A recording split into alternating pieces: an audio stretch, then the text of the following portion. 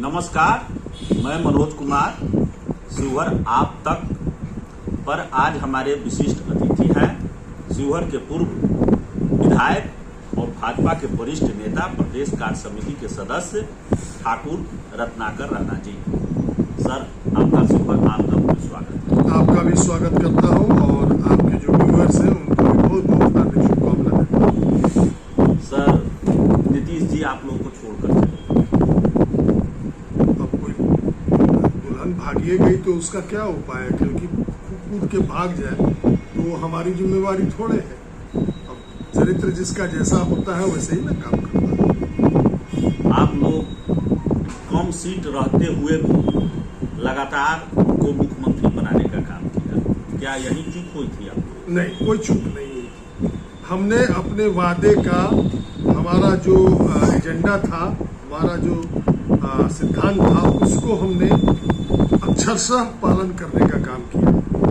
राजनीति में बहुत बार बहुत चीजें ऐसी होती हैं जब आप मजबूर हो जाते हैं जनता के जनादेश के साथ, परंतु हमने हमारा सीएम फेस इस राज्य में नीतीश कुमार जी थे और हमने उस अपने वादे का अक्षरशः पालन किया। हम कहीं भी हमने कोई गलती नहीं की, ना हमने गलती की न जनता ने कोई गलती की। तो भाजपा में सीएम फेस नहीं है क्या? नहीं, भाजपा देखिए, भाजपा में सीएम फेस की बात नहीं होती है। भाजपा एक पार्टी है और उसकी एक आइडियोलॉजी है और उसका एक एजेंडा है।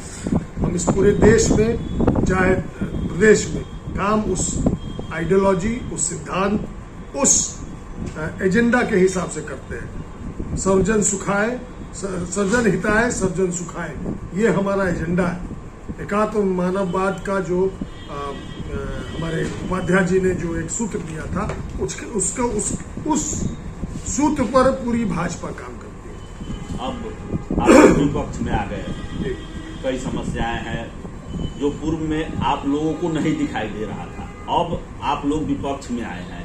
अब आप लोग जोर शोर से मामला उठा रहे हैं। जैसे शिवहर जिले की बात करें, बिजली, खेतों को पानी, यूरिया, अन्य मुद्दे। अब क्या इस पर आंदोलन आप लोग करेंगे? सबसे पहली बात, हम तो सरकार में थे तो हम सरकारी व्यवहार करते थे। मैं पूछता हूं, जो लोग विपक्ष में थे उनको कौन सा डर लग रहा था? वो क्या बैठ के हनुमान जी के मंदिर के बाहर लड्डू बना रहे थे कि है नहीं चढ़ावा के लिए लड्डू बना के हमको रखना है? उनको क्यों नहीं दिखाई दिया? हमको जो दिखाई देना है वो दिखाई दे रहा है। हम सत्ता पक्ष थे, हमारे विरोध में उनको विरोध करना था तो उन्होंने प्रबल विरोध क्यों नहीं किया? क्यों नहीं जनता के समस्याओं को लेकर वो सरकार के विपक्ष में सरकार को ये दिखाने का काम किया? और जो अब हम विपक्ष में हैं तो हमको तो दिखाई दे रहा है। हम तो कानून व्यवस्था पर मुख्यमंत्री को सत्ता में साथ रहते हुए भी उनको कई बार हमने इंगित करने का काम किया हमारे नेतृत्व ने। साथ ही हमने शराब के बारे में कितनी बार उनको कहा कि शराब बिक रही है, लेकिन मुख्यमंत्री तो कोई अपनी व्यक्तिगत, हर चीज उनके लिए व्यक्तिगत है। गृह मंत्रालय उनके पास था, गृह मंत्रालय में अगर वो है तो ये कंप्लेन किसको किया जाएगा? मुख्यमंत्री को। उनको इंगित करेंगे, हम उनके सहयोगी दल थे तो हम बताएंगे ना कि ये गलत हो रहा है, आप ठीक कीजिए। तो कहाँ ठीक किए? तो जब हम साथ रह के ठीक नहीं करा पाए तो अब तो वो भाग गए।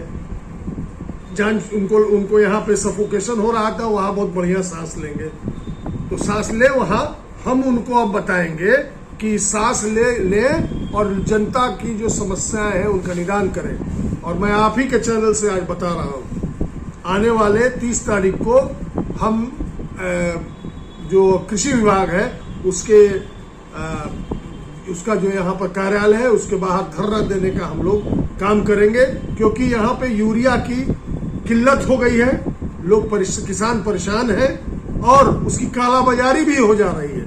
कालाबाजारी ऐसे हो जा रही है कि 266 रुपए में अगर मिलना है तो वो 400, 450 मिल रहा है। 7 रुपए में एक बोरा मिल रहा है। साथ ही जो ये है, क्या कहते हैं आपको, आजकल एक कंपनी ने एक नया नाटक शुरू कर दिया, 100 रुपए का एक दवाई साथ में लगा देती है। किसान को लेना हो चाहे नहीं लेना हो, लेकिन वो जबरदस्ती देते हैं। ये भी गलत बात है। नहीं, ये गलत बात है। ये गलत बात है। सरकार अगर इस पर ध्यान नहीं देती है तो इसका मतलब सरकारी लोग भी उसमें मिले हुए हैं। सर, अब आगे लोकसभा चुनाव है, इसको किस रूप से आप शिवहर में देख रहे हैं? नहीं, चुनाव पूरे देश में होगा। हम शिवहर की बात कर रहे हैं क्योंकि शिवहर में जैसा शिवहर संसदीय क्षेत्र में ये आम चर्चा है कि इस बार रमा देवी जी सांसद चुनाव नहीं लड़ेगी और जदयू से अलग होने के बाद बीजेपी अब अकेले खुद चुनाव लड़ेगी। ऐसे में क्या आप चुनाव लड़ेंगे? मेरे चुनाव लड़ने का प्रश्न तो तब बनता है जब रमा देवी जी नहीं लड़ेंगी, तो हमको अगर पार्टी कहेगी तो हम लड़ेंगे। लेकिन ऐसा किसने कहा कि रमा देवी जी यहाँ से चुनाव नहीं लड़ेंगे? क्या ये कोई ऑफिशियल कोई आपके पास कोई बात आई है या पार्टी के किन्हीं लोगों ने कहा? नहीं, बात ऐसा है कि मतलब उम्र के बाद जिस तरह से होता है, बीजेपी में एक धारणा बनी है कि जिसका उम्र हो गया वो चुनाव नहीं लड़ पाएंगे। ऐसे भी भाजपा में किन लोगों का टिकट कटा है उम्र के हिसाब से?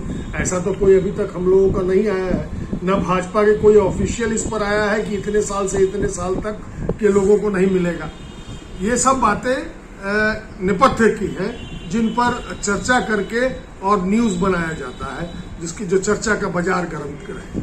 अच्छा, लगातार सीबीआई का रेड हो रहा है बिहार में। सत्ता पक्ष आरोप लगा रहा है कि भाजपा के नेताओं के कहने पर ये रेड हो रहा है। कल जैसे रेड हुआ, करिएगा चोरी तब उसके बाद करिएगा सीना चोरी, ये कोई तरीका हुआ? अरे हम लोग तो उनके पास तो तुरुप का पत्ता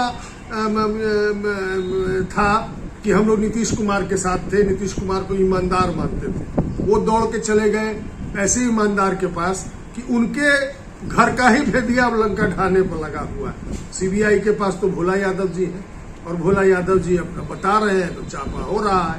ये तो सिंपल बात है, इसमें कोई बहुत छुपी हुई बात थोड़ा है। भोला यादव जी लालू जी के पीए थे और वही सब बता रहे हैं, सब सीबीआई कर रही है। हमको किसको क्या कहना है? हमको किसी को कुछ नहीं कहना। सर, एक प्रश्न, कई बार जदयू के सीट होने के कारण, गठबंधन के सीट होने के कारण आपका टिकट कट जाता था। भाजपा का सीट नहीं होने के कारण आप भाजपा के प्रबल दावेदार रखते थे टिकट। अब तो ऐसी समस्या खत्म हो जाएगी विधानसभा चुनाव में। तो विधानसभा चुनाव के पहले 2024 का चुनाव है और वो चुनाव इस देश का चुनाव है और देश सबसे पहले राष्ट्र होता है। हम लोगों के पार्टी में प्रथम हमारा राष्ट्र है, तब हमारा दल है और तब व्यक्ति है। तो मेरी कोई प्रासंगिकता ही नहीं है। पहले 2024 का चुनाव होने दीजिए और 2025 में क्या राजनीतिक समीकरण होगा ये तो दिखाई देगा 2024 के बाद। क्योंकि मेरा ऐसा मानना है कि हमारे मुख्यमंत्री जी वीआरएस के रास्ते पर अप्लाई कर चुके हैं, वीआरएस देना बाकी है। लालू अंकल हमारे जो हैं वो जरूर उनको वीआरएस देंगे, ऐसा मेरा विश्वास है। अभी जो सत्ता पक्ष है, खासकर मुख्यमंत्री नीतीश कुमार जी कह रहे हैं कि जो 2014 में आया है वो 2024 में नहीं आएगा। अच्छा, नीतीश कुमार जी तो बहुत कुछ बोलते हैं। ऐसा आदमी देखे होंगे कि राजनीतिक इतिहास में विश्वसनीयता के रूप में अगर किसी का विश्वघाती के रूप में किसी का नाम लेना होगा तो किसका नाम सबसे पहले चलेगा? नीतीश कुमार। 8 बार कोई आदमी 17 साल में क्यों ये लिया, क्या कहते हैं, ओथ लिया हो, तो ये अजीबोगरीब अजूबा नहीं है, एक अजूबी घटना है। नाम लेंगे कितने बड़े बड़े लोगों का, कहेंगे हम लोहिया जी ऐसे थे, जयप्रकाश जी ऐसे थे, जॉर्ज फर्नांडिस का नाम लेंगे जिनके साथ भी विश्वासघात किया इन्होंने, कर्पूरी ठाकुर जी का नाम लेंगे।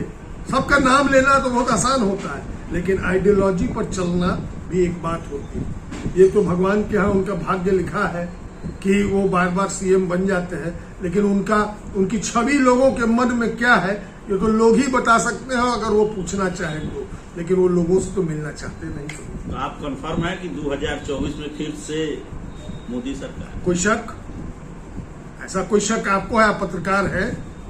आम जनता वोट करती है और इस देश के अंतिम पायदान के लोगों से लेकर और मिडिल क्लास तक हर प्रकार की योजनाएं लाभ पहुंचाने की, इंडिविजुअल नहीं समाज को, कोरोना काल में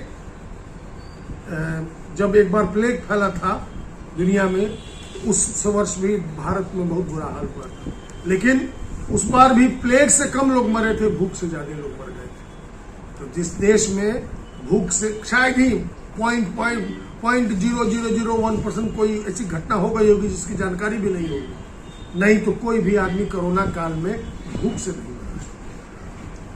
जहां हमने वहां ये सोच रखी, जहां हमने पूरे देश के इतनी बड़ी जनसंख्या, हम 125 करोड़ थे 2011 में, हम आज कम से कम 140 करोड़ के आसपास जरूर होंगे। ऐसे में अगर सभी को निःशुल्क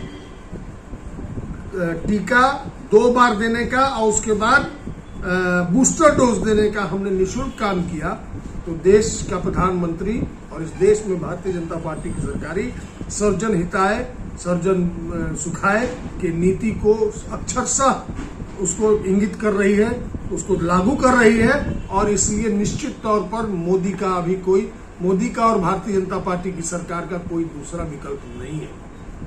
धन्यवाद। ये थे भाजपा के प्रदेश कार्य समिति सदस्य और पूर्व शिवहर के विधायक ठाकुर रत्नाकर राणा। कैमरामैन समीर के साथ मनोज कुमार, शिवहर आप तक।